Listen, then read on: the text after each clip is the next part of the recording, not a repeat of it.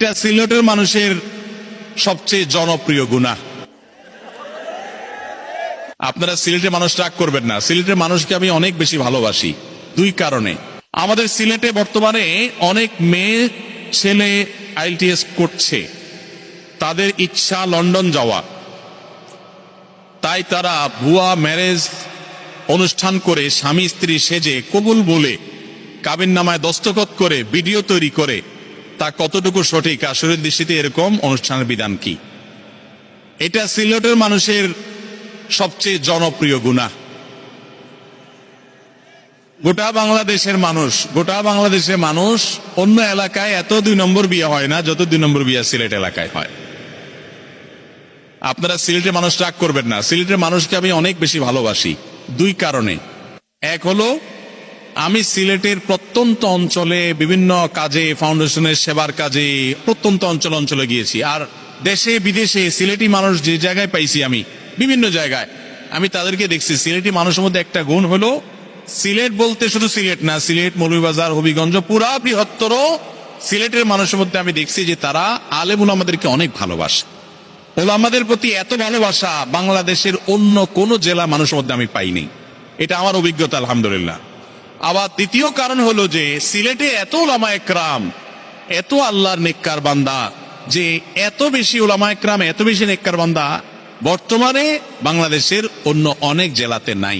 এই দুই কারণে সিলেটের মানুষের প্রতি আমার বিশেষ ভালোবাসা আছে, আলহামদুলিল্লাহ। কিন্তু এই ভালোর মধ্যে একটা খারাপ জিনিস হলো এই কন্ট্রাক্ট ম্যারেজ। উদ্দেশ্য হলো কোথায় যাওয়া? লন্ডন যাওয়া।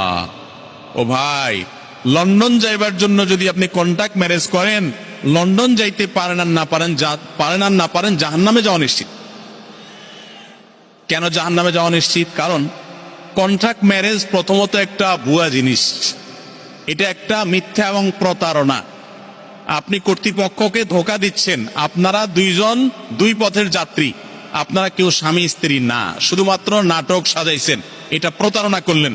আর নবী সাল্লাল্লাহু আলাইহি ওয়াসাল্লাম বলেছেন, মান গাসসা ফালাইসা মিন্না, যে ব্যক্তি প্রতারণা করে, ধোঁকা দেয়, 2 নম্বরই করে, বাটপারি করে, সে আমার উম্মত না। তাহলে একটা গুনাহ হলো, কবিরা গুনাহ হলো, এটা হারাম, প্রতারণা করলেন। আরেকটা হলো আপনি মিথ্যা কথা বললেন যে আমরা স্বামী, আমরা স্ত্রী, আসলে আপনার স্বামী স্ত্রী না, প্রতারণাও করলেন, মিথ্যাও বললেন, ডাবল গুনাহ হলো। 3 নম্বর হলো, এই বিয়ে যদি শুধুমাত্র কাবিননামা দস্তখত করেন আর একজন আরেকজনকে বলেন আমরা স্বামী স্ত্রী, এর মাধ্যমে শরঈ বিয়ে হবে না। তাহলে কি হবে? এটা সম্পূর্ণ ভিত্তিহীন একটা বিষয় হবে। কাবিননামাতে স্বামীর ঘরে স্বামী, স্ত্রীর ঘরে স্ত্রী স্বাক্ষর করছেন, জাস্ট এটুকু করছেন, আর কাবিননামার অনুবাদ করায় নিয়ে আসছেন। বিয়ে সংগঠিত হবে না। বিয়ে সংগঠিত হওয়ার জন্য এক পক্ষ বলতে হবে প্রস্তাব দিলাম, অপর পক্ষ বলতে হবে কবুল করলাম। দুইজন সাক্ষীর উপস্থিতিতে প্রস্তাব এবং কবুল শোনা যাইতে হবে, তাহলে বিয়ে হবে। এখন যদি সেটা দুষ্টমি করে বা কন্ট্রাক্ট ম্যারেজে এরকম বলেন আর কবুল করেন, তাহলে বিয়ে সত্যি হয়ে যাবে।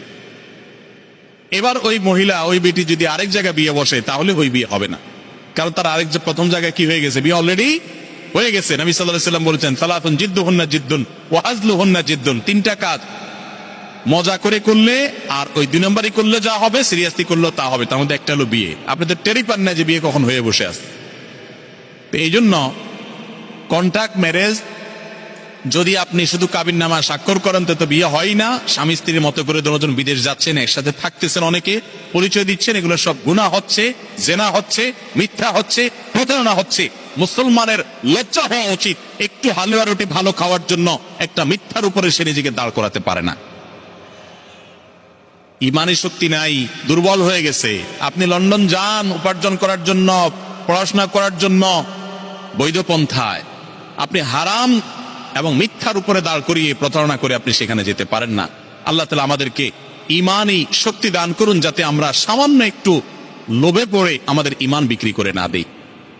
আমাদের বেশিরভাগ মানুষ আমাদের সামান্য একটু লোভ পাইলে আমরা ইমান বিক্রি করে দেই।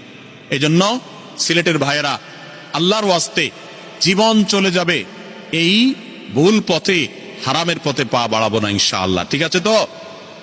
যুবকরা, মা বাপ, চাচা চাচি অনেকে ফুসলাবে, আরে লন্ডন চলো, লন্ডন গেলে তুমি লাল নীল দেখতে পারবা।